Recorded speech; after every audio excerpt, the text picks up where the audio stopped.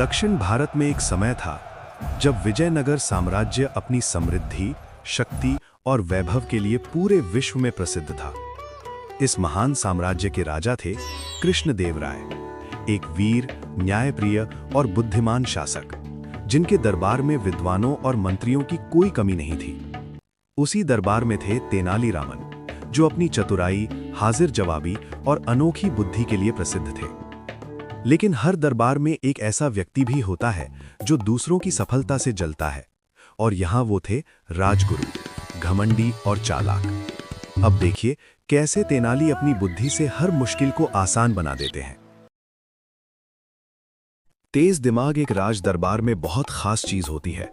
जहां ज्यादातर अधिकारी अपने पद और विरासत की इज्जत पर निर्भर रहते हैं, वहीं एक आदमी की चतुराई बड़े से बड़े सलाहकार की ताकत को भी पीछे छोड़ सकती है। तेनाली रामन राजा के पसंदीदा समस्या सुलझाने वाले थे, और इसी वजह से राजगुरु उनसे जलने लगा। हर बार जब तेनाली दरबार की कोई मुश्किल हल करते, तब राजगुरु का असर कम लगता। ये जलन धीरे धीरे दरबार से बाहर तक पहुंच गई। राजगुरु ने रात में तेनाली के घर चोरी करवाने के लिए 2 पेशेवर चोरों को भेजा, ताकि राजा के सलाहकार को सबक सिखाया जा सके।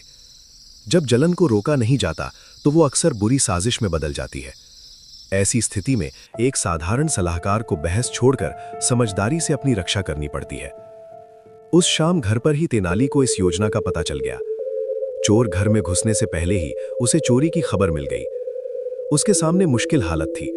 चोर ज्यादा थे, बचाव की तैयारी का समय नहीं था, और वो लड़ाई भी नहीं करना चाहता था।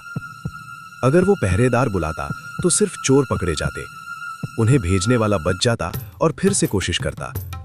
इसलिए उसने ऐसा तरीका सोचा जिससे असली साजिश करने वाला भी सामने आ जाए।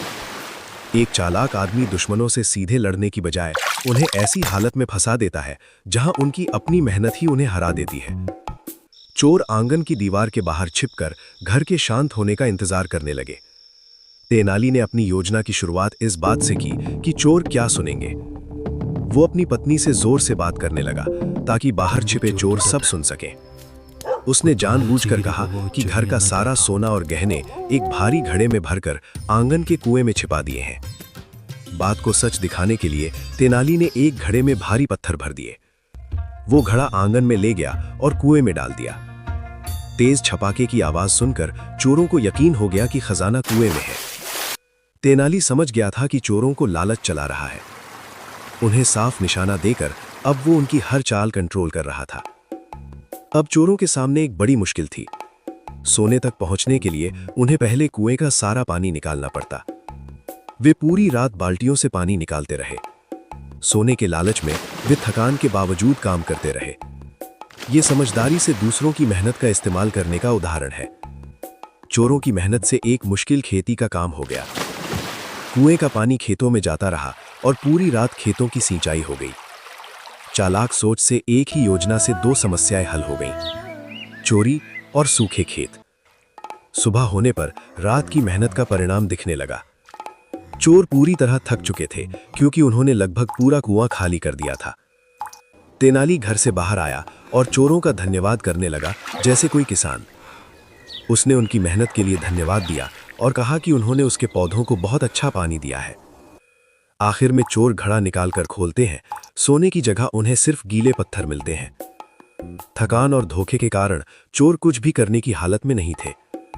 उनमें भागने की ताकत नहीं बची और वे आसानी से पकड़ लिए गए। फिर मामला राज दरबार में पहुंचा। पहरेदार थके हुए चोरों को राजा, तेनाली और डरे हुए राजगुरु के सामने ले आए। क्योंकि तेनाली ने चोरों को काम पूरा करने दिया, इसलिए उसके पास सबूत थे। राजा के सामने चोरों ने सच बता दिया कि उन्हें राजगुरु ने भेजा था।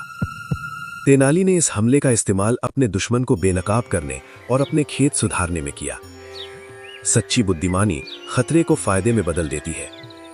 जो चालाक आदमी को फंसाने की कोशिश करते हैं, वे अक्सर उसी के लिए काम करने लगते हैं।